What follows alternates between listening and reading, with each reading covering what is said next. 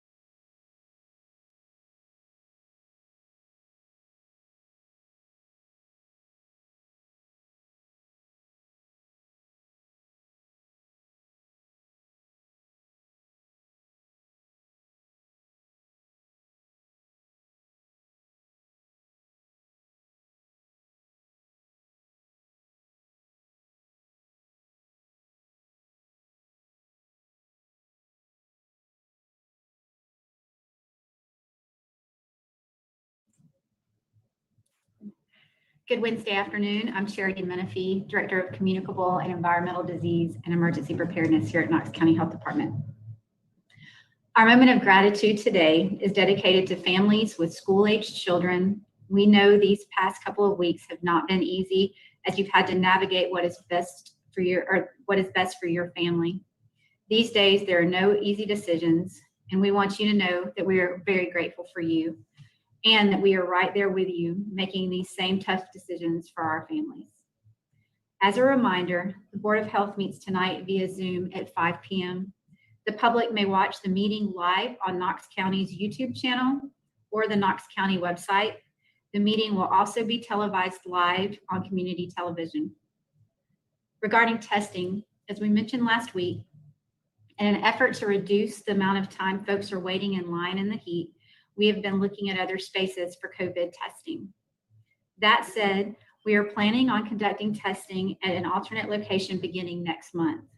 In the meantime, Knox County Health Department will continue testing at the main health department location, which is 140 Dameron Avenue, Monday, Wednesday, and Friday from 8 a.m. to 12 p.m. in order to avoid the afternoon heat. Once the schedule and location regarding the new testing space is confirmed, we will make a public notification. Now we'll move into the local situation. We have 2,515 confirmed cases of COVID-19 in Knox County. Additionally, we have 117 probable cases. 1,102 of our cases have recovered, giving us 1,392 active cases. 171 individuals have been hospitalized at some point in their illness, and 38 Knox County residents are currently hospitalized. We are saddened to report that we have had an additional death due to complications from COVID-19, bringing our total to 21. Our thoughts and prayers go out to the family and friends of these individuals. Now we'll transition to the benchmarks. As a reminder, for the majority of our benchmarks, what we want to see is no 3-day statistically significant shifts within a 2-week time period. Every day, we look back at the previous 2 weeks. That's what a rolling average is. Overall, what we mean by this is we are trying to see, are things getting better, staying the same, or getting worse? And if so, how much better or worse, and at what rate? We will now pull up the data. And as a reminder, all of this data we are going to talk about is on our website. You can find it at covid.knoxcountytn.gov/case-count. Moving to the first benchmark, sustained reduction or stability in new cases for 14 days. To illustrate this benchmark, we have a bar graph that shows previous cases, new cases, and the growth rate over time. We have seen consecutive days of red flags and a significant continuous increase in new cases. This causes us to represent this traffic light as red. This is a concerning trend and one that is causing us to approach a new normal for new cases. But these large day-to-day increases is not a normal that we want to see. It further reiterates that this virus is still very present in Knox County and is increasing at a high rate. This continues to reinforce the critical importance of the 5 core actions. Our second benchmark, community-wide sustained and increased diagnostic testing with consistent or decreased test result reporting turnaround time. For this benchmark, we are utilizing 2 bar graphs, one that shows a sample of tests conducted for Knox County residents and another for the average time between specimen collection and lab report data. The number of tests conducted continues to trend up, which is what we want to see, and the lag time has gone down, also a good thing. As a point of clarification, we have talked several times about lab delays that we are experiencing here at KCHD, with results sometimes taking anywhere from 10 to 12 days to come back. However, there are enough tests that are being done in our community with a quick turnaround time that contribute to the lower community average that you see on our website. As a reminder, based on the sample of tests that we can see, We at KCHD are only conducting about 16% of the tests conducted for Knox County residents. However, because of all the data during this time period may not have been reported yet, due to some of these lab delay challenges, we are still representing this benchmark as yellow. As we mentioned last week, we are in the process of nailing down agreements with other labs in an effort to diversify our lab partners, which should cut down on the lag time here at Knox County Health Department. Our third benchmark, sustained or increased public health capability. For this benchmark, we aim to reach out to cases within 24 hours and close contacts within 48 hours. To date, throughout this pandemic, we have accomplished this for all of our cases and contacts. Because of that, this benchmark continues to be represented as green.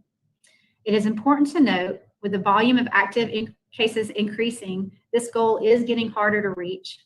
We have staff beginning to come to work or beginning at home from work at 5 a.m. a lot of days. They're working 7 days a week to reach out to cases and contacts. We continue to build out our contact tracing capacity to be able to respond to the growing caseload. You'll notice our team grew by 26 people from this time last week. That comes as a result of cross-training more of our team members so they are well equipped to jump into the EPI support team as needed. Additionally, as we mentioned last week, a new contract with Tennessee Department of Health will allow us to further expand our contact tracing services. We hope to have more information on that soon. Our fourth benchmark, healthcare system capabilities remain within current and forecasted surge capacity. These graphs show the availability of regional hospital beds, ICU beds, and ventilators from our hospital partners. It also shows the additional surge capacity for these categories, as well as the COVID positive patients and the patients with pending test results in the hospital. These data are gathered from the information hospitals put into the Tennessee Healthcare Resource Tracking System, or HERTS. It may reflect Knox County, East Region, or patients from other jurisdictions. For this benchmark, the traffic light is yellow. We did experience days of statistically significant increases regarding positive patients, ICU patients, and ventilated patients. After speaking with our hospital partners, they stated the benchmark should be represented as yellow. As the hospital systems continue to meet at least weekly, assessing the situation and planning the response together. As always, decisions regarding how to classify this benchmark as green, yellow, or red are made in concert with our hospital partners, as well as taking all of the data into consideration. Our fifth benchmark, sustained or decreased COVID-19 related death rate for identified positive or probable cases.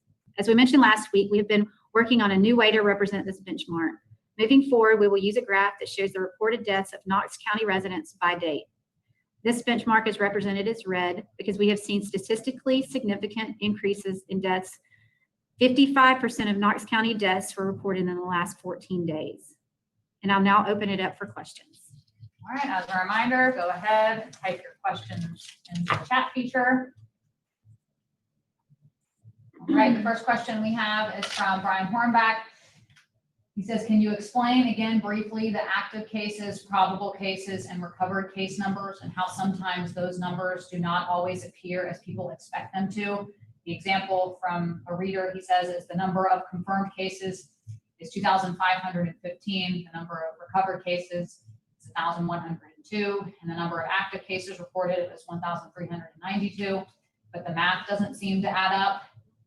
Active 2,515, recovered 1,102 should equal 1,413, but KCHD has it as 1,392. Can I get back to you on that? Because that's a lot of math there, Brian. In general, there may be some, I'm trying to think through how that works out. It could be a simple error that we need to fix on the website, and we'll double check that. But there can be probable cases in there as well that affect the numbers. The deaths can affect the numbers as well. But we'll reach out to that. We have that question documented, right? So we can look at it and make sure that we're good. But in general, active cases are either confirmed cases, so that's a PCR positive test result, and then we also have our probable cases that are counted in there and do reflect in a lot of our numbers, which are either an epi-linked case, So meaning they're a contact to a case that have developed symptoms. Or we also have added with Tennessee Department of Health, if you are clinically ill with symptoms and you have a positive antibody test, that can be considered a probable case as well. So there's some of that in there. And then recovered is when folks roll off of our monitoring period, which is at this point 10 days from their onset of symptoms or their test result, and then 24 hours fever-free and improvement in symptoms. Both of those things have to apply to roll off. I hope that answers it, but we'll look at the math on that, make sure we don't have an error as well. And Brian, from looking at your question, I believe what you need to do is you need to subtract the active from the total, including the deaths as well, and then you'll get the number. Thank you. Thank you. It's hard when you can't see it, all those numbers. All right, from Paul with WBIR. We've seen case counts steadily rise in the 37920 zip code, and early on those numbers were small. It now has the second highest number on the heat map. Do you have any thoughts on why numbers are now so high in the South Knoxville, Knox County area? I don't have any specific information. There's definitely community spread happening, and I think we're going to see fluctuations in zip codes around the county. And that's really to reiterate, when we start seeing these things rise across the board, we're seeing a lot of, and talking to cases, of hearing about people that were not feeling well, didn't feel right, and still went to a baby shower or went to work feeling unwell. And so there's lots of those types of things that are happening that can continue to contribute to the spread of disease that we're seeing. So we really want to, and we say this every time, go back to those 5 core actions for everybody, no matter where you live, whether you're in a currently zip code that seems to have more cases than others. We want everybody to do those 5 things. So making sure that you're social distancing, you're keeping that 6 feet between people, wearing a mask. And it's not just, if you have people that don't live in your household and you're having a party at your house and it's going to be really hard probably to keep 6 feet of distance. You want to be making sure that you're wearing that mask as well. Washing your hands frequently, cleaning and frequently disinfecting services, and not going out if you don't feel well. Even if you're waiting on test results, we really want you to stay home and make sure that you know that the mask does not substitute that distance piece. Oh, and staying home when you're sick. That's the other piece there. Paul's follow-up question is also, what value do you place on having the zip code map? What are the merits? Honestly, that was, I believe, a request from you all in the media to have that. And so it kind of does give an idea if we were seeing cases. That's based on residents of cases.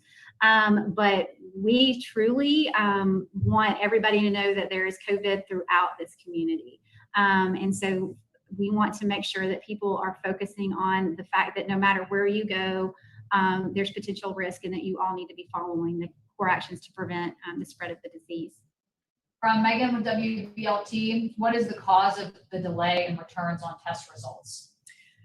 We talked about this a lot. There's a lot of questions or a lot of potential reasons on that. You might want to reach out to some of the labs, but I think it's laboratory processing capacity. There's a lot of increased volume in testing that's happening, and only so many tests that can be run at different labs at a time. There has been some issues still off and on with actual having the supplies to run the labs, to run the tests at the labs. Those are probably the main 2 issues, would be volume and supplies. Also from Megan with WBLT, she says this is coming from a viewer. Is the health department considering stopping medical professionals from performing elective procedures? That's a decision that would be made from the governor's office. We don't have the authority to make those recommendations for our medical partners according to his executive orders. Also from Megan with WBLT, did the federal officials who are now recommending a statewide mask mandate for Tennessee meet with KCHD officials? And if so, what was the nature of the meeting? Can they clarify which federal officials they're talking about? Yeah, Megan, if you can clarify your question, we'll get back to you there. From Paul with WBIR, what are some areas or communities that KCHD has targeted for testing recently? We were at Greater Warner last week. So in East Knoxville, adding testing there. And then we've done some specific testing for clusters as well that have been identified. And again, we, as you know, don't go into details about those, but specific cluster and targeted testing. From Vincent with the Sentinel, the school district's deadline for parents to choose whether their children will attend school physically or virtually is tonight at midnight. What information can the health department provide to parents who are unsure of what to do? You know, we understand that it is a very, very challenging and difficult decision for these families to make, but we want to encourage people and empower people to look at the data that's out there, talk to your schools, talk to your medical providers, and make the best decision for your families. I think it's a good thing that there is a choice so that you can make what you feel is the best choice and do what you feel is right. And we want to encourage people to do that. There's not a right or wrong answer there. And, you know, if you have questions, definitely talk to your provider if you're concerned about your health, if you're working in the schools, or your child's health, if they have some pre-existing conditions, they might be able to help. Also from Vincent with the Sentinel, the district has outlined metrics for how it will determine what color schools are operating on, and includes student attendance rate, teacher staff attendance rate, substitute fill rate, and guidance from the county health department. Since the majority of these metrics will not be available before school starts, what data is KCHD providing to KCS to make their decision? We're talking routinely with them. We have at least a weekly setup call, talk typically more than that. And we're going to be looking at and talking with them through what our benchmarks are and looking at the data that's out there for the community. That's the perspective that we provide to them. And then they utilize their internal metrics as well. But it'll be mostly revolved around our benchmarks at the time. This follow-up question is, KCHD and KCS said it will continue to monitor multiple metrics, including health data. What specific health data are the two of you using to make decisions? Yeah, I think I just answered. His next question is, counties adjacent to Knox County are using specific measures of active cases in the county to decide what kind of instruction will occur. Mm-hmm. Was KCHD aware of that framework for school reopening? Well, I think you guys brought it to our attention earlier this week or maybe. So we've talked about it with them, and we are looking at the metrics that we're providing to them with the benchmarks, and we'll be talking through that. But we did talk with them about that this week. From Paul with WBIR, he's got a question on the testing benchmark. KCHD and others still see long delays for test results. Mm-hmm. Rapid tests are less accurate, but still counted as a part of the average. Mm-hmm. Do you think 15-minute tests, which yield higher numbers of false negatives, skew the KCHD average? Does it not send the wrong message for the benchmark to be listed as less than 4 days when more accurate tests sometimes take 10? Well, the point of that, though, is we still, it's a challenging thing. Let me say that as well. It's very complicated, but we act on the positive cases no matter what. On there, it does still indicate testing is held in the community, which is what that's looking to do. And we do also know that there are providers that are getting rapid turnaround time for traditional PCR tests as well that contribute to that delayed number. So some of our providers, some of our hospitals, they're not seeing necessarily all of them aren't seeing the 11 to 12 day that we're running into right now with the lab provider we've talked about. So there's a lot of variation in there. It's not just, I used that as an example last week, but it's not just that. Like I said, our test is about 16%. There's a lot of variation in what that is. From Jeff with WATE, can you tell us about the outreach to the Kirundi and Spanish-speaking communities mentioned in the CRAFT team report, and what resources did you receive along those lines from federal authorities? Yeah, so on that note, we actually brought up those concerns with the CRAFT team when they came, knowing our data and knowing our populations and where our concerns were. We brought up those two concerns to them, knowing the challenges that come with that, with the cultural challenges and language barriers. And so outreach things we've done, we've already talked a lot about on the Hispanic side, but we've done a lot of video promotions and working with leaders in that community to help put out messages in ways that they have told us that the community would receive them best. And that's what we're working on doing for that community. We've also done testing events and things of that nature, gotten masks into the community as best we can. Again, working with groups that are working with the Latino community. And we're doing the same thing our refugee community.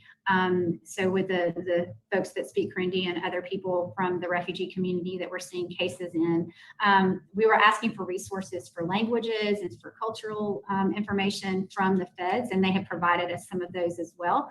And then we're taking the same approach with that population and getting trusted people from the community and leaders within their community here to also help us with messaging and some videos and to circulate the messages, as well as getting masks out into the community and some testing events as well. From Vincent with the Sentinel, for several days you have not been conducting testing due to heat issues and lab delays persisting. Why is the testing benchmark listed as yellow and not red? By your own criteria, reduced testing delays, it would seem to have not improved from last week. So I'm going to go back to our testing is about 16% of the testing in the community. So we are looking at all the testing that we're able to see, which is a sample, and that number continues to trend up. It was a little bit lower, but the trend is still moving up. And so that's why we made it a yellow. Yeah, and we also just missed testing on Monday. That's the only day we didn't do testing. From Megan with WVLT, a WVLT viewer would like to know details about exactly how COVID-19 is determined as the cause of death for those who are included in the Knox County's death count. If the medical provider reports them as a COVID-19 death to us or the medical examiner's office, we count them. So their determinations are made from the medical clinician side or from the medical examiner's office is how we report this. From Jeff with WATE regarding the Kraft report, mentioned some items like celebrity outreach. Has there been any progress on that front? We've had discussions and are working on it. I don't have anything that we can announce right now, but we are looking into doing more of that. From Paul with WBIR, is there a representative there today from the hospitals that could answer some hospital-specific questions? They are not here today, so you have to reach out to them directly. From Megan with WBLT, she says this comes from a WBLT viewer. When will the pandemic be over? Oh, I wish I knew that. It's just impossible to tell. I think that following those 5 core actions that we talk about is what will help us flatten the curve and get to a place where and buy more time to get a vaccine and treatment in place. But a lot of that's going to depend on what the community's response is and how well we're able to mitigate things that are happening. And then when we do get a vaccine and effective treatment for this virus, but we don't know. From Claire with WUOT, can you give an update on the $7.1 million state grant announced a couple weeks ago? What is the timeline for receiving these funds? It's been through county commission at this point and been approved. It hasn't. Oh, it's on next week. Sorry. So it was on for review, and then next week will be approved voting. Sorry, for county commission. I'm getting help here. Sorry. And then from there, it'll go back to the state. We'll get final signatures at the state level, and then from there, funds will get allocated to us. Also from Claire with WOT, how do you find translators for minority language populations? Do you hire translators locally for contact tracing efforts?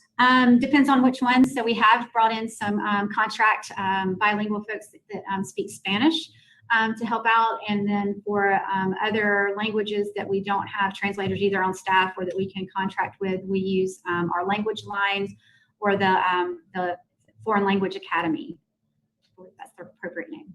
Also from Claire with WUOT, are there now or will there be, after you receive state funding, grant opportunities for local nonprofits to aid in KCHD's educational translation efforts?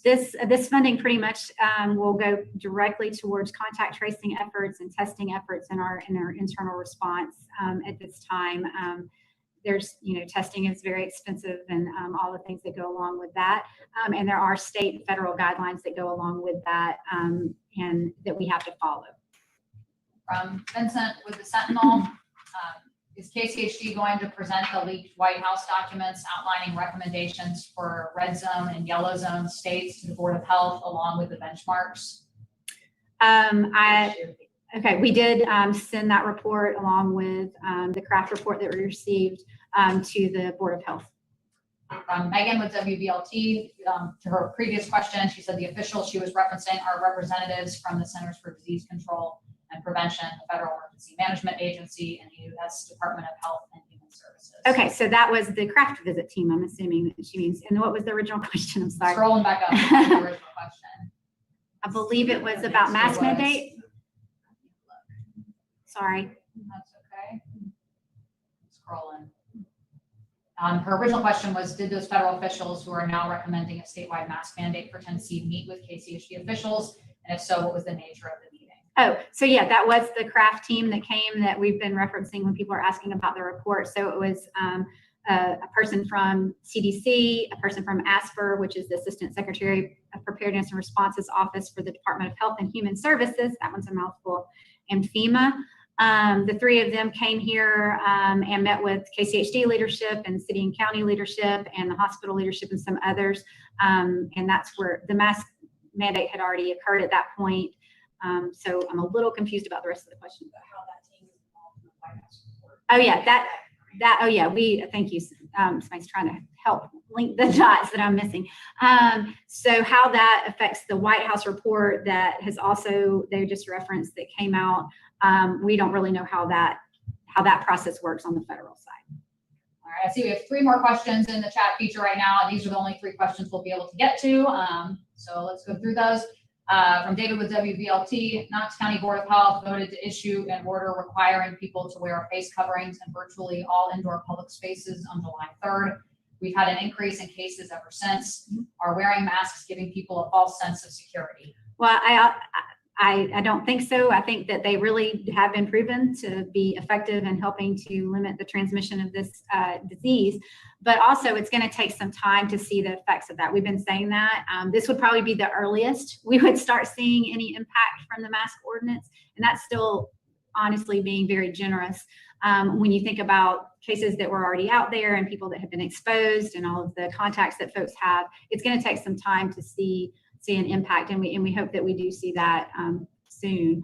But this is a pretty short time frame still.